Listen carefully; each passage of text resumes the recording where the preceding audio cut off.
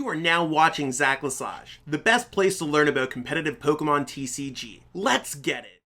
Yo, what's poppin' peeps? Welcome back to the channel, Zach Lesage here. Today we're going to be going over the top 10 best decks in our standard Pokemon TCG format. I cover these videos every single week at noon on Mondays. So lots of great things to learn here. We're going to see exactly how the metagame is shaking up. If you want to learn more about these lists, you can check the pinned comment below.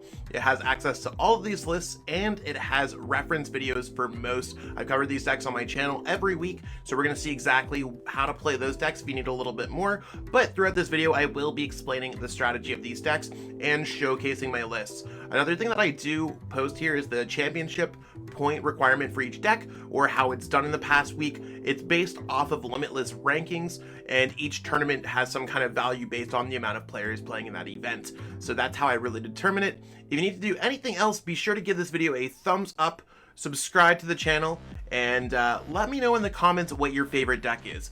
Let's jump into number 10 deck. Starting it off hot at number 10, we have Galarian MOLTRES with Baby Hoopa. Now, this deck has seen a little bit of success. It actually, a very similar deck to this, won the GG Tour Chill TCG event. It played Sableye V, but I think that this version works out a little bit better, and I wasn't necessarily a fan of the Sableye V in that deck. I was actually the official commentator for that event, and getting to cast the event and watching the players play, the Sableye V didn't really do too much for David Hendrickson.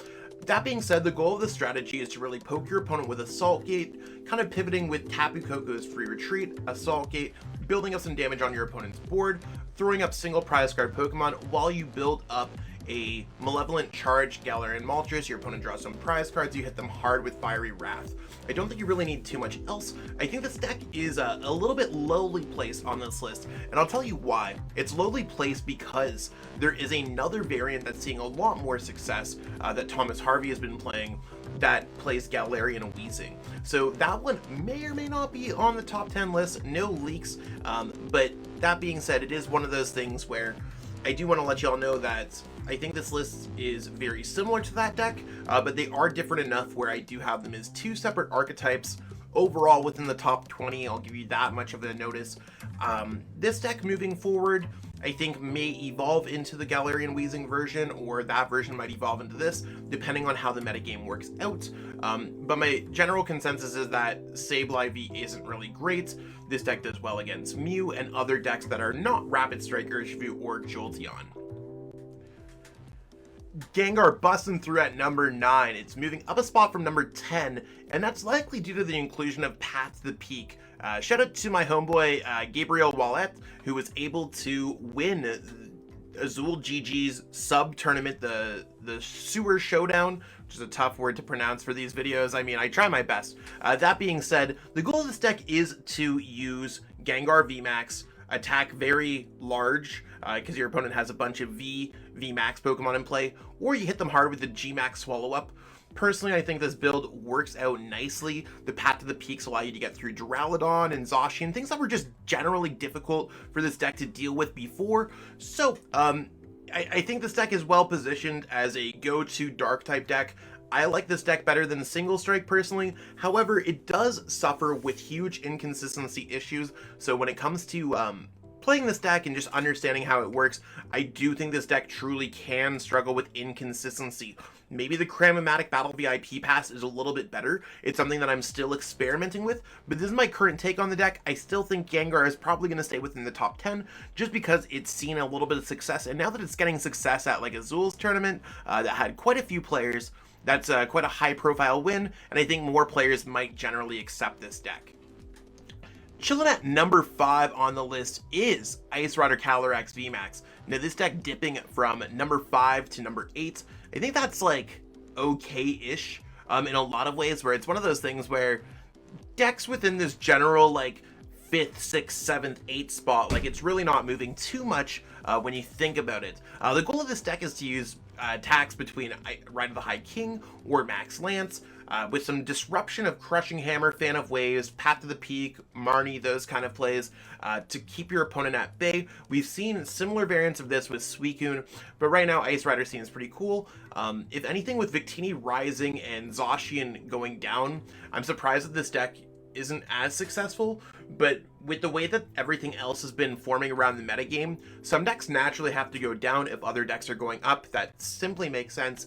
And Ice Rider is, again, it's more of a neutral deck. It doesn't really have many great matchups. It's not super well positioned in the metagame, but it's also not gonna die down without a fight. So I think this is really a good deck to kind of learn the Pokemon TCG or plan an event if you're not really to ball out with Muse or anything else like that. This deck can handle its own. It's just you're going to have those really tongue-in-cheek fighting kind of games every single round. So keep that in mind. The list is in the description, or not the description, the pinned comment. So you can check that out with a reference video. If you are looking for any of the cards for this deck, you could go to PTCGO plug in code ZLesage5, and the discount code is in the description if you want to copy and paste that in there. It really does help support me as a content creator. Whoa, number 7's on fire. Victini shooting all the way up from number 15 to number 7 is a gigantic leap. And it's all because I guess Lee Bowie's been going to the gym or something, because he's been putting Victini on his back and carrying it all the way to the top of these 100+ player tournaments. He's really the person that took this deck and made it popular the first time that he played this deck. He is a late night champion. And Victini VMAX really hasn't changed from his original build. The goal of this deck is to literally attack with max victory, or whatever Victini VMAX's attack is called, and you're doing 220 to Pokemon V, using Crushing Hammer, Fan of Waves, Pokemon Catcher, Boss's Orders, trying to catch your opponent slipping a little bit here or there. That being said, it seems to be quite an effective strategy, particularly in this metagame, and the deck is shooting up largely. Probably because it does okay against Mew, can hold its own against Jolteon, as well against Duraludon kind of stuff. So the fact that you can hold yourself against most of the top decks in the metagame, and of course you're going to run into some freebie dubs such as Turbo Zacian and Duraludon and Leafeon along the way, I think Victini VMAX is a real great budget deck for anyone to be playing, and I highly encourage you to visit this deck. So if you're new to playing Pokemon, looking for a good counter deck, or you're trying to ball it on a budget, Victini VMAX might just be your deck. And even if you're none of the above, Victini VMAX might be your deck. Super underrated, really cool deck, and really powerful. Slotting into number 6 and jumping up from number 7 last week is Rapid Strike URSHIFU VMAX with Melony. Melony Fu kind of took a storm ever since Tord Reklev popularized this deck, and I mean, Tord's really one of those players that many players love and cherish, and is one of the best players, if not the best player we've ever seen him play Pokemon. So when he comes up with an archetype and it sees success, of course players are going to want to copy that. I think that's largely the case here, where Rapid Strike URSHIFU VMAX might not necessarily have the best Mew matchup or matchup with Duraludon, but it can hold its own against a lot of the other decks in the metagame, and with Jolteon shooting up in popularity recently, and a lot of decks having bench sitters like Houndour, or Lotad, or Sobble, all those little things really add up and give this deck a chance to live life. Now, do I think that this is about as far as the deck can go? I think this deck can maybe make it into, like, third. I think that's like generally where we start getting into this range. You could see with the CP shooting up, we started off with Baby MOLTRES at 240. This deck is more than twice as successful in tournament play, so the fact that we're seeing so much success, that the deck has all these combinations to draw multiple prize cards with GMAX Rapid Flow, it seems to really be working in this particular meta. Again, minus the Mew. The Mew's really going to be difficult, and of course there's going to be some other struggles along the way, like you don't want to be worried about Duraludon, but you have ways to maybe win against those other matchups that kind of are the glue to the metagame. So we'll see how Rapid Strike URSHIFU VMAX evolves. At this point, this is the better version than the Rapid Strike URSHIFU Galarian MOLTRES, because that version doesn't necessarily hold its own against Mew, as well as this deck can, surprisingly. Between Metacham and Pissimian and Telescopic Sight and GMAX Rapid Flow, you could draw multiple prize cards that might be okay to set off Mew. Again, not really the most favorable matchup though. Number 5 is literally so hazy and foggy that this deck was not a top 20 deck last week, nor the week before, nor the week before. We have a new entrant here, peeps. Galarian Weezing Baby MOLTRES is here with 610 CP, so this deck shot up out of nowhere, and a lot of it has to do with Thomas Harvey and their early efforts at these play limitless events. So they've been crushing these events with Galarian Weezing variants, and this is the build that I've settled on to show to this video. I think it's very similar to the Baby MOLTRES. However, Galarian Weezing is a strongly positioned card because there's so many abilities that it can shut off, and it just seems to work to slow your opponent down in the same way that this deck would offer up Hoopas and other stuff while you're trying to build up Baby MOLTRES. I do think Galarian Weezing does work particularly well to offer those up, slow your opponent down, and maybe steal some quick prize cards with the poison. So overall, I think this deck's cool. Do I think this deck's going to get down next week? Yeah, 100%. I think Baby MOLTRES might just be the other version, because we did see David Hendrickson do well at the GG Tour event, winning the whole thing with some kind of Sableye variant of these decks. So there's like 3 or 4 different ways to play this deck, but it's all the same, like Inteleon, Moltres, Hoopa, Coco, Core, and then it's like, do you play Weezing, Sableye? Do you play this? Do you play that? Again, this is the version that I like playing the most. However, the amount of different archetypes or different ways to play this deck really could be the driving force on bringing it up or dropping it down. But this is, again, one of those budget conscious decks that I recommend you check out, and it does do very well against decks like Mew. So by all means, it's a really cool deck to play. Single striking into number 4 spot is Single Strike URSHIFU VMAX. This deck's fallen off a spot by 1, but when you get so high up in the list, you're gonna have a little bit of movement sometimes. Some weeks are gonna be a little bit better than others.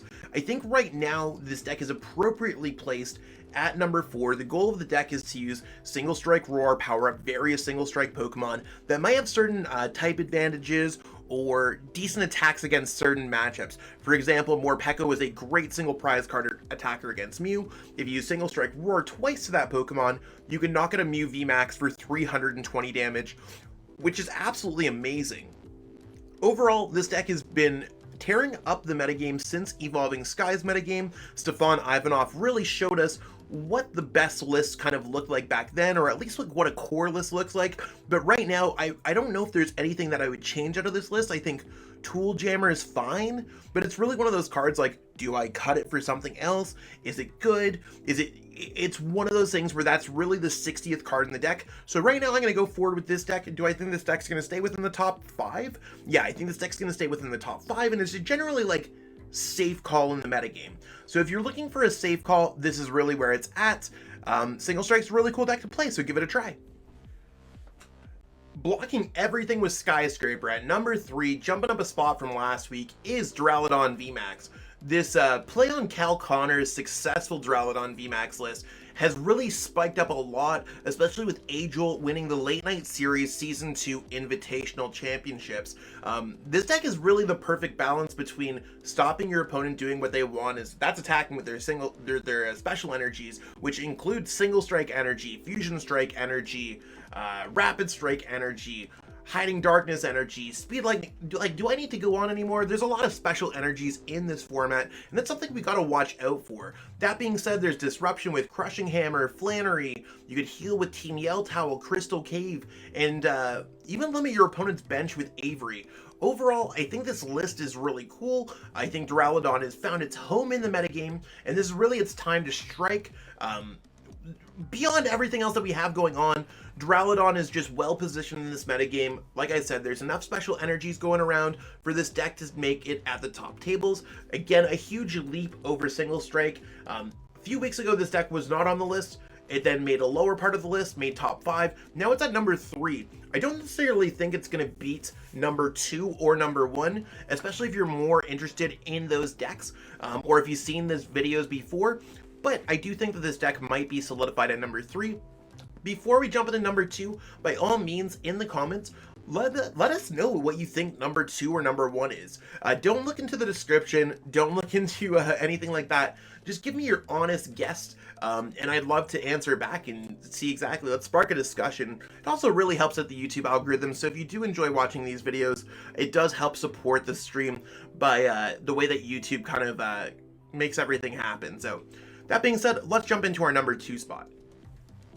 Absolutely zapping it at number 2 And number 2 last week as well is JOLTEON VMAX. JOLTEON VMAX has really come to its own as like the go-to deck. I remember back in the day when Henry Brand was like, yo, I think JOLTEON VMAX might be really cool. And this was very early post-rotation metagame. And then you have players like Cal Connor that absolutely tear it up with this deck and have been crushing so many tournaments with it, winning the Liam Kidd massive 150 player event. The goal of this deck is to use Max Thunder Rumble with quick shooting your Headbutt Tantrum to place damage counters on your opponent's Pokemon so you can draw multi-prize card turns. Of course, there's some disruption there with Path to the Peak, Fan of Waves, Marnie, but the goal is to really try to draw those multi-prize card turns. I think this deck is well positioned because of Path to the Peak and really the multi-prize card turns. I can't say that enough, and that's really why Jolteon's at the top tables. I don't really see this deck. You can see from the jump from 760 to 1340 for over Duraludon that this deck is just so far well positioned that we really just like Jolteon cemented at number 2 for the foreseeable future.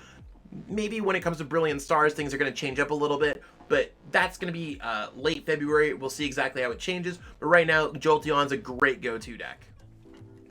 Psychic leaping it all the way at number 1, previously number 1 last week, and rocking it with the 2320 CP. The fact that like number 10 has 240 CP and this deck has almost 10 times as much CP as that deck, this deck's absolutely crushing it, and Mew just seems to be the default best deck in the format. Between being able to copy different attacks such as Psychic Leap, Cross Fusion Strike, Melodious Echo, having access to accelerating energies, drawing cards, searching your deck for whatever you want, increasing your damage output, drawing, like there's just so much going on with Mew VMAX that makes it so good. Now, one thing I do want to note is that Mew VMAX has been hard countered this week. Jolteon VMAX playing Path to the Peak and Fan of Waves and cards like that. Single Strike is a dark deck. Weezing is a dark deck that stops abilities. You have Victini that plays Crushing Hammer, Path to the Peak, Fan of Waves. We have Ice Rider that plays Crushing Hammer, Fan of Waves, Path to the Peak. We have Gengar that is dark type deck and plays Path to the Peak. And we have Baby MOLTRES that plays it's a dark deck. So let's be real, Mew VMAX is getting countered in the format. It's still number 1. If that doesn't say anything about this deck, I don't know what would. This really is just like the go-to deck. It might be something that it's more of a metagame choice now, and it might be better to play another deck on the list. But if you are playing in a relatively large event, Mew is pretty much favorited to make it all the way to the top. So if you're looking to kind of get those top cut placements or a really good finish at like a late night event or an underground event or anything like that, this is really the best deck that you could choose to play that. That being said, maybe it's better to play other decks in certain metagames or maybe in your local metagame, but keep that in mind when it comes to Mew VMAX, that it's might be hard countered out of the format, or you might feel like you're getting hard countered out of the format, but it is still the number 1 most performing deck, and I think it's going to stay like that for the end of like the Fusion Strike metagame. So we'll see exactly what Brilliant Stars takes us in February, and I do look forward to seeing once we get those official scans coming out in the next couple weeks, and we'll maybe change things up or do a prediction then. But yeah, the list is in the pinned comment. I want to say description. It's in the pinned comment. You can copy and paste those right into PTCGO. There's reference videos for all of them, and if you want to pick up any of these cards online, you could go to PTCGOstore.com, pick up some codes, and use Lesage5. That code's in the description to save 5% off your order. That's what we got going on for this video today, peeps. Hopefully you enjoyed watching this video, learning more about the metagame.